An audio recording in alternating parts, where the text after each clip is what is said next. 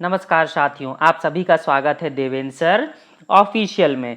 महीने के इस पहले दिन में 1 जून 2020 में सबसे पहले सिर्फ 10 मिनट में बेस्ट करंट अफेयर्स आपके सामने हैं देवेंद्र सर ऑफिशियल के पेज पर। अगर आपको करंट अफेयर्स पसंद हैं तो लाइक करना ना भूलें। चलिए हम चलते हैं अपने पहले और महत्वपूर्ण प्रश्न की तरफ। आज का हमारा सबसे महत्वपूर्ण प्रश्न है कि राष्ट्रीय सांख्यिकी कार्यालय के द्वारा वर्ष 2019-20 में सकल घरेलू उत्पाद अर्थात ग्रॉस डोमेस्टिक प्रोडक्ट जीडीपी में कितने प्रतिशत वृद्धि का अनुमान लगाया गया है। तो यह 11 साल में सबसे कम 4.2% की वृद्धि इस साल दर्ज की गई है वर्ष 2019 और 20 में, जो कि 30 मार्च को खत्म हुआ था। 2018-19 में इट मींस लास्ट ईयर में 6.1% की वृद्धि दर थी। और आप देख सकते हैं कि कैसे भारत देश का ग्राफ देखिए 11 साल पहले का, अर्थात तात्पर्य यह है कि 2008 और 9 जब एक वैश्विक मंदी का संकट आ गया था, लेहमैन ब्रदर्स जब बैंक डूबा था, उस समय एक पूरी की पूरी दुनिया के देशों में मंदी छाई थी। उस समय भारत देश की जीडीपी 3.9 हुई थी और जस्ट नेक्स्ट ईयर में ही हम 7% प्लस के एकदम टॉप फ्लोर में थे। उसके बाद आप देखिए 4.2%। और ध्यान रखिएगा लॉकडाउन की कंडीशन मार्च के लास्ट वीक से देखने में आई थी और समझ में आई थी। तो अभी तो यह पिछले साल का, जब इस साल का एस्टीमेट आएगा, पहला क्वार्टर तो पूरी तरह से क्या हो गया है, खराब चला गया हमारा। इट मींस अप्रैल, मई और जून। अब इस साल क्या होगा यह देखने वाली बात है। तो देखिएगा ध्यान से, हमारी जीडीपी कितनी हो गई है, 4.2%। हमारा अगला प्रश्न है, युवा कार्य एवं खेल मंत्रालय ने भारतीय खेल प्राधिकरण स्पोर्ट्स अथॉरिटी ऑफ इंडिया के महानिदेशक संदीप प्रधान का कार्यकाल कितने साल बढ़ा दिया है। 2 साल का एक्सटेंशन मिल गया है संदीप प्रधान को। भारतीय खेल प्राधिकरण का जो मुख्यालय है वो दिल्ली में है और इसकी स्थापना हुई थी 1984 में। स्पोर्ट्स अथॉरिटी ऑफ इंडिया बहुत महत्वपूर्ण संगठन है जो भारत देश का खेल से संबंधित मैनेजमेंट देखता है। ये रहे संदीप प्रधान। अगला प्रश्न है हमारे पास कि मध्य प्रदेश के मुख्यमंत्री शिवराज सिंह चौहान ने कोविड-19 महामारी के कारण राज्य में वापस आने वाले कुशल श्रमिकों को रोजगार देने के लिए कौन सी नई योजना की शुरुआत करी है। याद रखिएगा यहाँ पे कुशल स्किल्ड वर्कर की बात की जा रही है। तो यहाँ पर है एक नई योजना, रोजगार सेतु योजना। अब इसके लिए एक पोर्टल भी बनाया गया है, एमपी रोजगार सेतु पोर्टल। इसके लिए पात्रता क्या रखी गई है, पात्रता रखी गई है कि श्रमिक का जो मूल निवासी है वो क्या होना चाहिए, मध्य प्रदेश होना चाहिए, उसके पास समग्र आईडी होना चाहिए, नहीं होगी तो वह अप्लाई कर सकता है। और ऑनलाइन जो जमा करना है आवेदन, उसकी अंतिम तिथि है 3 जून। तो जो मध्य प्रदेश के युवा हैं जो बाहर गए थे, जो आ चुके हैं, वो इस पर क्या करते हैं, रजिस्ट्रेशन कर सकते हैं। आप देख सकते हैं रोजगार सेतु योजना का लोगो साथ में है मध्य प्रदेश के मुख्यमंत्री शिवराज सिंह चौहान, राज्यपाल है लालजी टंडन। हमारे पास अगला प्रश्न है कि मिसाइल पार्क अग्निप्रस्थ, देखिएगा मिसाइल पार्क का नाम है अग्निप्रस्थ, इसकी आधारशिला कहां पर रखी गई है। तो इसकी आधारशिला रखी गई है नेवल बेस आईएनएस कलिंग में। मैं फिर से रिपीट कर रहा हूं, नेवल बेस आईएनएस कलिंग में। कलिंग आपको पता है उड़ीसा को कहा जाता है। इट मींस आंध्र प्रदेश के विशाखापट्टनम में यह स्थित है आईएनएस कलिंग। और इसी आईएनएस कलिंग में दो मेगावाट के सोलर फोटोवोल्टिक प्लांट भी बनाए गए हैं। मैं फिर से रिपीट कर रहा हूं, 2 मेगावाट का सोलर फोटोवोल्टिक प्लांट लगाया गया है जिसकी सहायता से सूर्य की किरणों को इलेक्ट्रिक में परिवर्तित किया जाता है। यह पूर्वी नौसेना का सबसे बड़ा कमांड है, आप देख सकते हैं अपनी स्क्रीन के सामने, और 25 साल तक यह कार्यरत रहेगा।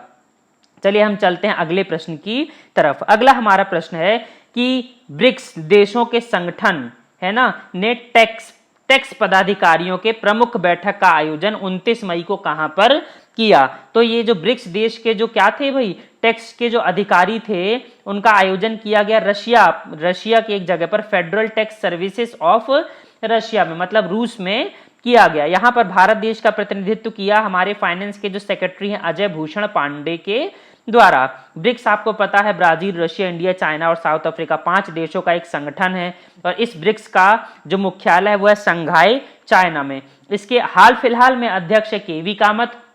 जस्ट मैंने आपको एक दिन पहले ही बताया था कि इसके नए अध्यक्ष चुन लिए गए हैं ब्राजील देश के, और उसका नाम आप कमेंट बॉक्स में मुझे बताएंगे। और ब्रिक्स के सदस्य आप नीचे देख सकते हैं, साथ में लोगो भी देख सकते हैं, Brazil, Russia, India, China, south Africa. अध्यक्ष, उपाध्यक्ष और चीफ रिस्क ऑफिसर तीन नाम आपके पास आते हैं, उपाध्यक्ष और चीफ रिस्क ऑफिसर भारत देश के एक व्यक्ति बनाए गए हैं, एक ही व्यक्ति बनाए गए हैं, और जो अध्यक्ष हैं वो ब्राजील के व्यक्ति बनाए गए। दोनों के नाम आप कमेंट बॉक्स में जरूर लिखिएगा। चलिए हम चलते हैं अगले प्रश्न की तरफ। अगला प्रश्न है कि हमारी एयरलाइन कंपनी इंडिगो का स्वतंत्र निदेशक किसे नियुक्त किया गया है? तो वेंकट रमनी सुमंत्रन को इस इंडिगो का स्वतंत्र निदेशक चुना गया है। आप देख सकते हैं उनको फोटो में, मतलब आप इंडिगो का जो एयरलाइन है ना, उसको आप देख सकते हैं।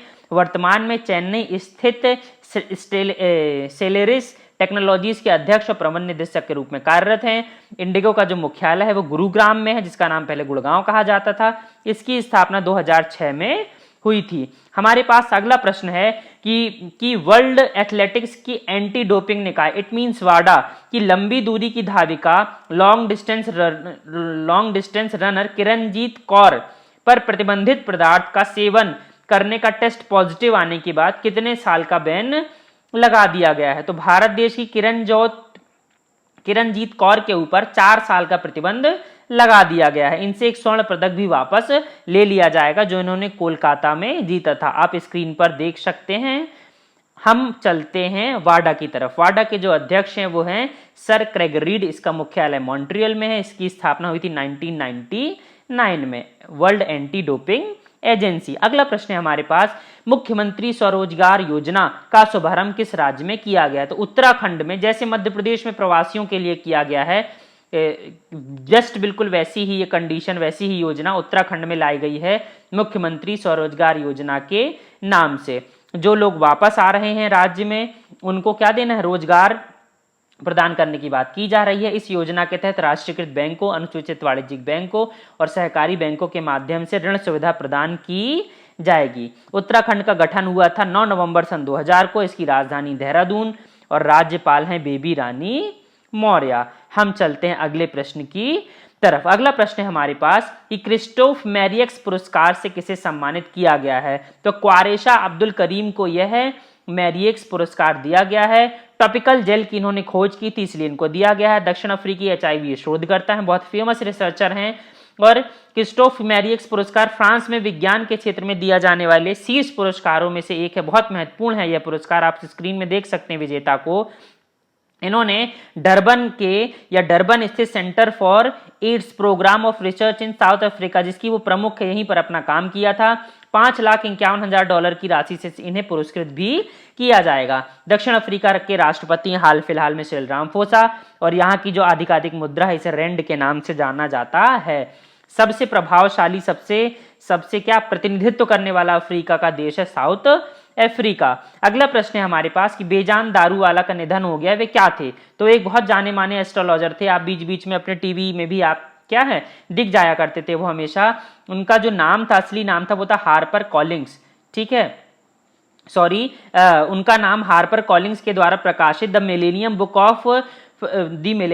ऑफ प्रोफेसी में पिछले 1000 सालों में 100 महान ज्योतिषियों में शामिल किया गया था। उन्होंने जो अपनी मुख्यतः जो भविष्यवाणियां की थी उसमें राजनीतिक भविष्यवाणियां बहुत महत्वपूर्ण थी, जैसे कि मोरारजी देसाई, अटल बिहारी वाजपेयी और नरेंद्र मोदी की जीत के बारे में। आप स्क्रीन में देख सकते हैं दारूवाला जी को। अगला हमारे पास प्रश्न है कि योगेश गौड़ का निधन हो गया, वे क्या थे? तो वे एक दिग्गज गीतकार थे भाई। आनंद फिल्म आपने देखी होगी, उन्होंने क्या किया था, गीत के बोल लिखे थे। उन्होंने छोटी सी बात, बातों बातों में, मंजिल, रजनीगंधा, बहुत सारी फेमस पुरानी फिल्म्स थी, उनमें उन्होंने गीत लिखे थे। आप स्क्रीन में देख सकते हैं, बहुत सारे अवार्ड भी इन्हें मिले थे। अगला प्रश्न है हमारे पास, राज्यसभा के सांसद और लोकतांत्रिक जनता दल के नेता MP वीरेंद्र कुमार का निधन हो गया। वे किस राज्य से आते थे? तो वे केरल राज्य से आते थे। साहित्य अकादमी पुरस्कार से भी सम्मानित व्यक्ति थे। आप स्क्रीन में देख सकते हैं। अगला प्रश्न है हमारे पास कि वर्ल्ड नो टैबेको डे, विश्व तंबाकू निषेध दिवस कब मनाया जाता है? तो भाई ये मनाया जाता है 31 मई को। बहुत महत्वपूर्ण दिवस है। इसकी इस साल की थीम थी युवाओं को इंडस्ट्री के हथकंडे से बचाना और उन्हें तंबाकू और निकोटिन के सेवन से रोकना। पहली बार यह क्या है 1988 में मनाया गया था और 1987 में इसे WHO के द्वारा महामारी पेंडेमिक घोषित किया गया था। तंबाकू बहुत नुकसानदेह होता है आपके लिए, इससे बहुत सारी बीमारियां भी होती जैसे कैंसर, फेफड़ों और मुंह का कैंसर, फेफड़ों का खराब होना, दिल की बीमारी, एक्सेट्रा एक्सेट्रा, है ना। आगे चलते हैं। आगे हमारे पास है अंतरराष्ट्रीय एवरेस्ट दिवस कब मनाया जाता है। इंटरनेशनल एवरेस्ट डे मनाया जाता है 29 मई को। 1953 में एवरेस्ट पर पहली बार फतह की थी, इसी के उपलक्ष्य में यह मनाया जाता है इंटरनेशनल एवरेस्ट डे। आपको याद होगा नेपाल के तेंजिंग नॉर्वे और न्यूजीलैंड के एडमंड हिलेरी ने सबसे पहले माउंट एवरेस्ट पर चढ़ाई की थी और यही थे एवरेस्ट पर चढ़ने वाले सबसे पहले इंसान। लिस्ट आपको डेज की सामने दिख रही है, आप चाहें तो स्क्रीनशॉट लेकर पढ़ सकते हैं। अगर आपको मेरे वीडियोस पसंद हैं तो प्लीज लाइक करें, शेयर करें, सब्सक्राइब करें और बेल आइकन को क्लिक करें। धन्यवाद।